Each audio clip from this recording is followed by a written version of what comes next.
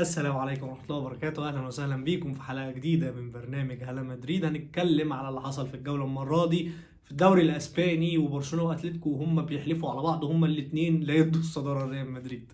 يلا بينا.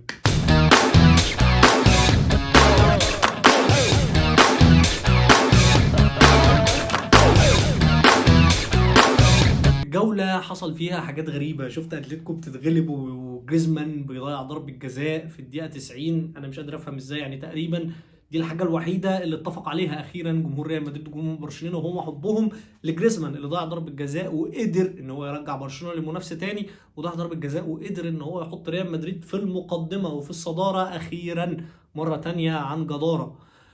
جريزمان ضيع ضربة جزاء في الدقيقة 90 قدام ليجانس في ظل لما كانت اتلتيكو مغلوبة 1-0. صدقني مش عارف ازاي اتلتيكو كانت مغلوبة 1-0 من ليجانس. صدقني ازاي عدى 90 دقيقة من غير ما نقدر نشوف اتلتيكو بتجيب جون. وصدقني برضو مش عارف ازاي جريزمان ضيع ضربة الجزاء دي. يعني كل الكلام اللي بيتقال بقى على انشيلوتي والسحر الافريقي والسحر الكولومبي والسحر اليوغوسلافي والسحر الصيني، انا بدات اشك فيه يا جماعه.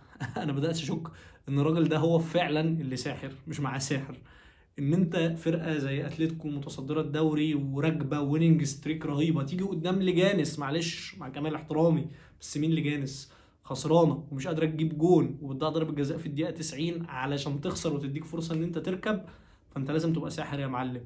والانيل والانقح برشلونه راحت تتعادل مع ختافي 1-1 بعد ما اقول ايه، بعد ما دعكت ريال بيتيس خمسه وقبلها دعكت ريال مدريد شخصيا خمسه. يعني ما فهمني كده، انت لسه واخد كاس السوبر من مدريد كسبان 5-2 باداء اكتر من رائع.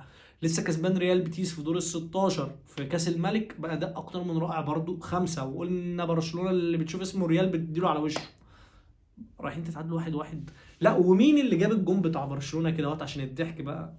كوندي اللي انا خلاص بقيت مقتنع ان هو بيلعب مهاجم. الراجل ده يعني مش هقول لك بيلعب وينج، لا هو بيلعب مهاجم. يعني هو لامين يامال بيبقى متطرف ناحيه اليمين وبتلاقي كوندي جوه ال 18. كوندي بيجيب جون تاني لتاني ماتش ولا لتالت ماتش ولا الرابع ماتش على التوالي، مش قادر اعرف. وبيقدر ينقذ برشلونه من خساره. انا بجد مش قادر افهم ايه اللي حصل لبرشلونه. برشلونه انا بدات استنتج شويه حاجات كده وهو ان هانز فليك مش مدرب نفس طويل. يعني ايه مش مدرب نفس طويل؟ يعني مش المدرب اللي يقدر يدي لاعيبته الثقة، ومش المدرب اللي يقدر يدي لاعيبته المعنويات ان هي تكمل في سباقات النفس الطويل زي الدوري. الراجل يعني مش تقيل على قلبه. انا مش عايز وجع دماغ. انا اقعد بقى تقعد تكفرني وتلعبني 38 ماتش اكسب ولا اتعادل ومش عارف ايه. يا عم لا، مش فارقه، انا اكسب ماتش اتعادل ماتش اخسر ماتش هعوض اللي بعده ومش عارف ايه. هو ما بيشغلش باله. لكن هو في النوك اوت او في البطولات المجمعه رهيب. الراجل ده ما بيخسرش نهائيات مع اي فرق لعب ليها. الراجل ده في البطولات المجمعه زي بطوله كاس السوبر دعك اي حد سواء بالباو سواء مدريد. فعشان كده انا متوقع لهانز فليك ان هو هيأدي كويس جدا كويس جدا في الشامبيونز ليج. الدور الجاي احنا خلاص داخلين في النوك اوتس. الراجل هيعمل اداء عالي وهنشوف برشلونة السنة دي في المربع الذهبي لدوري ابطال اوروبا. ولكن في الدوري زي ما قلنا هو على سباقات النفس الطويل مش احسن حاجة. ما بيقدرش يخلي لعيبته يبقى عندها الاستمرارية بتاعت كل اسبوع ان هي تقدر تجاري الفرق اللي بتنافسها كل اسبوع. وده اللي احنا شفناه. ما انت ما ينفعش تبقى جاي من ماتشين كسبان 5-5 وبعدين تيجي تتعادل 1-1 مع ختافي مع كامل احترامي. يعني لامين يامال رافينيا ليفاندوفسكي الثلاثه كانوا اوت اوف سيرفيس تماما. ما ينفعش يبقى عندك ثلاثه معدلات تهديفيه من اعلى المعدلات التهديفيه في اوروبا كلها ومش قادرين يجيبوا جون، مش قادرين يخلصوا لك ماتش زي ده. انا مش هقول ان برشلونه كانت وحشه، لا برشلونه كانت كويسه. وبرشلونه كانت بتروح وبتحاول وفي هجمات وفي افكار وفي تاكتكس وفي كل حاجه. برشلونه الاكس جي بتاعها يعني معدل الاهداف المتوقعه كان 3.5 جون. يعني برشلونه كان متوقع لها ان تجيب 3 جوان 0.5 في الماتش ما قدروش يجيبوا منهم غير جون واحد. ده يدل على ايه؟ ده يدل ان في فعلا فكر، في حاجات بتطبق في الملعب، في هجمات اللعيبه بتوصل بس ما فيش اللعيب اللي يخلص. طب ما هو مين اللعيب اللي يخلص؟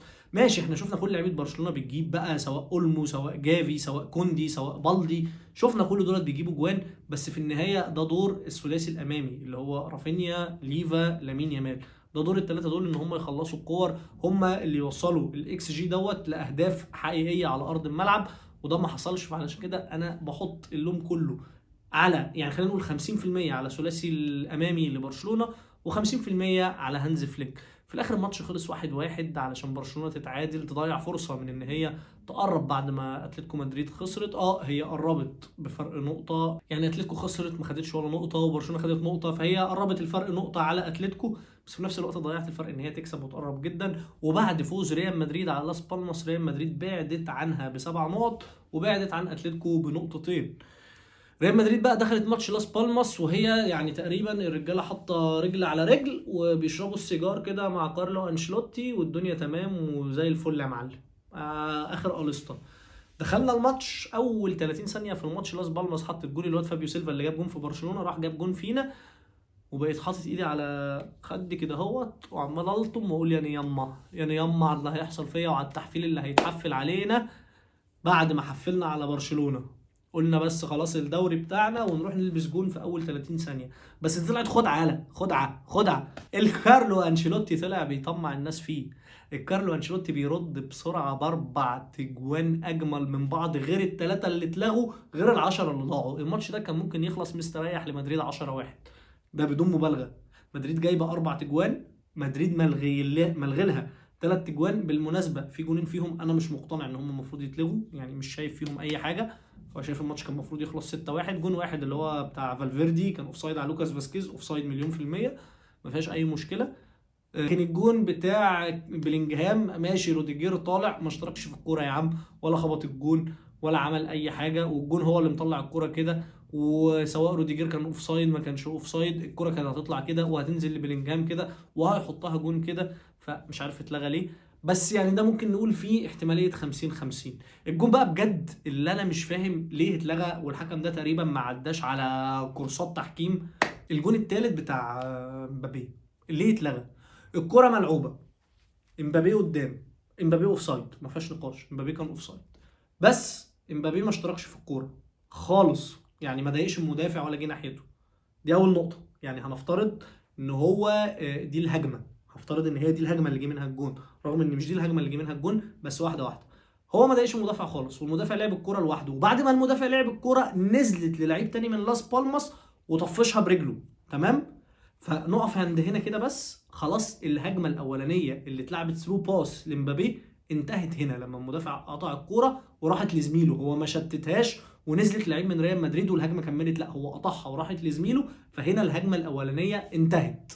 بدأت هجمة تانية لريال مدريد من نص الملعب، اللي بناء عليها الكرة اتلعبت لرودريجو ودخل من على الشمال ومش عارف ايه ورقص وحطها لمبابي وحطها جون، وبعدين الجون اتلغى. اولا الجون ده ما ينفعش يتلغي لان كرة مبابي الاولانية دي في هجمة والجون جه في هجمة تانية، اصلا انت بترجع لحد اول الهجمة اللي هو لحد اول لعيب من ريال مدريد لمس الكرة، فيها مخالفة ولا لا؟ ما فيهاش مخالفة. فدي اول حاجة في قانون الاوفسايد اللي البي ما رجع لهاش.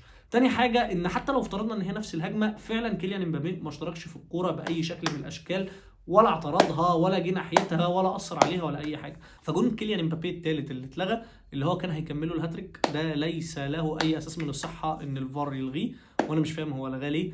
وزي ما قلنا ريال مدريد كانت المفروض تكسب يعني على الاقل 6، والله والسبع كان يتحسب. هو اوف سايد على لوكاس فاسكيز، بس فالفيردي حطها حلوه قوي يا جماعه، فالفيردي حطها حلوه قوي يا جماعه، حرام جون زي ده يتلغي، بجد حرام جون زي ده يتلغي. ولكن خلينا نتكلم للجانب الايجابي، كيليان امبابي بيقدر يحط جون من ضربه جزاء بيتحصل عليها رودريجو، تمام، بيقدر يجيب منها الجون الاول، وكان هيعمل نفس الحركه تاني بس الحكم برده ما حسبش ضربه جزاء لرودريجو في الشوط الثاني، انا مش عارف ليه. مش عارف اللعمه يشوفها عمل له كده وقوم بسرعه، اللعمه يشوف الكوره ضربه جزاء، الراجل لمه والتاني شده بايده، ضربه جزاء بدون نقاش، ما اتحسبتش لمدريد. حط دي على الست جوان يبقوا 7 جوان يا عم، لو مش هنحسب جون فالفيردي. بس مش مشكله، امبابي بيقدر يسجل الجون الاول، وفي ظل يعني انا شايف ابراهيم دياز برضو يا جماعه مقصر شويه، ضيع كوره في اول دقيقتين في الماتش كان يقدر يتعادل لنا بدري، بس في النهايه كوره اتلعبت هو ولوكاس فاسكيز، لوكاس فاسكيز حطها له بالعرض، يعني برضو ما كانش هيلحقها تاني، نفس اللي عمله في الكوره الاولانيه، بس الحمد لله ربنا سترها معاه ولحقها وحطها جون، اتقدم لريال مدريد 2-0. وبعدين كيليان امبابي بيرجع يأكد الفوز بجون تاني ليه قبل ما يجيب الجون التالت اللي اتلغى.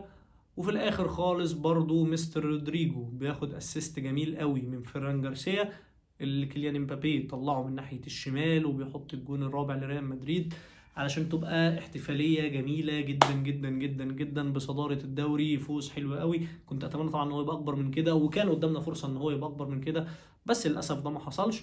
ولكن خليني برضو اتكلم على شويه نقط كده، ان لعيبه ريال مدريد كانت بتخرج النهارده بجد. اللعيبه كلها كانت بتلعب على الواقف، اللعيبه كلها كانت بتلعب بمنتهى التناكه، اللعيبه كلها كان عندها رعونه بغض النظر عن النتيجه. انت لو اتفرجت على بيلينجهام في كوره لعبها بالعرض كده اللي هو بوش رجله كده، هو الراجل بيلعب اللي هو انا جاي منظر.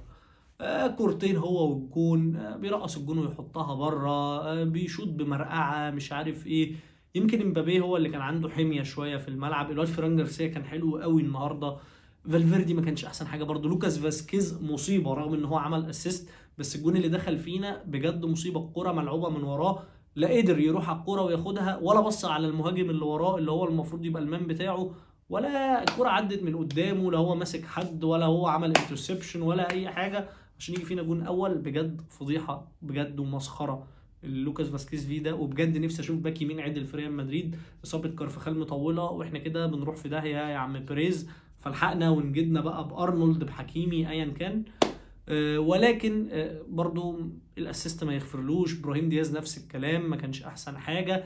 داني سيبايوس كان كويس شويه، الراجل كان لا بيجري وبيروح وبيباصي ثرو باسز مش عارف ايه، كان بيأدي. رودريجو طبعا لا غبار عليه، رودريجو ما زلت بقول ان هو من الموسم اللي فات احسن لعيب في ريال مدريد، وهو اللعيب اللي شايل ريال مدريد فعلا على كتافه. ما حسيتش النهارده بغياب كامافينجا قوي، ما حسيتش بغياب تشاوميني خالص. راؤول اسينسيو احسن منه مليون مره يا جماعه بدون تفكير. تشاوميني ما ينفعش يرجع يلعب، راؤول اسينسيو ما ينفعش يقعد دكه تاني. انا شايف ان ده بجد راموس القادم، وده لازم يبقى هو اللي بيتبني عليه دفاع ريال مدريد. النهارده عمل ماتش عالمي قوي قوي. كورتوا ما اختبرش كتير عشان نقدر نحكم عليه، ولكنه ما كانش وحش يعني، ما افتكرش ان هو راحت عليه كوره ولا كورتين يعني. باقي الفرقه كلها كويسه جدا. اندريك نزل قعد يهنبق كده شويه، ما عملش اي حاجه تاني. اردا جولر نفس الكلام، شويه هنبقه ما عملوش اي حاجه تاني. ما شفتش برضو يعني من انشيلوتي حاجه غير ان هو كان متضايق جدا من الاجوان اللي بتتلغي الخامس والسادس.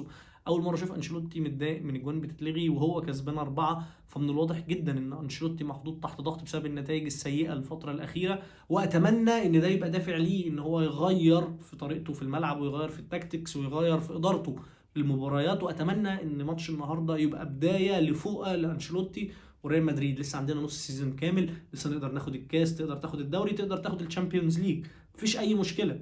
انت اوريدي واخد كاس عالم واخد كاس سوبر اوروبي، يعني لو خدت الثلاث بطولات دول يا باشا تبقى خارج بخماسيه السيزون ده في اسوأ سيزون لريال مدريد. ما زال هيبقى سيزون بالنسبه لاي فرقه هو حلم، مش سيزون نجاح، هو سيزون حلم. لسه في ايدك، لسه في ايدينا. اتمنى ان احنا نشوف حاجه غير العك اللي شفناه الاسبوع اللي فات. لحد هنا يا باشا خلصنا الفيديو بتاعنا. لو عجبك الفيديو يا ريت تنزل تعمل لايك وشير، ولسه ما اشتركتش في القناه بسرعه ادخل اعمل سبسكرايب وفعل زر الجرس عشان تجيلك كل الفيديوهات الجديده، فضلا وليس امرا. ولحد ما اشوفكم في فيديو جديد وفي جوله جديده من الدوري الاسباني، استودعكم الله. تشاو.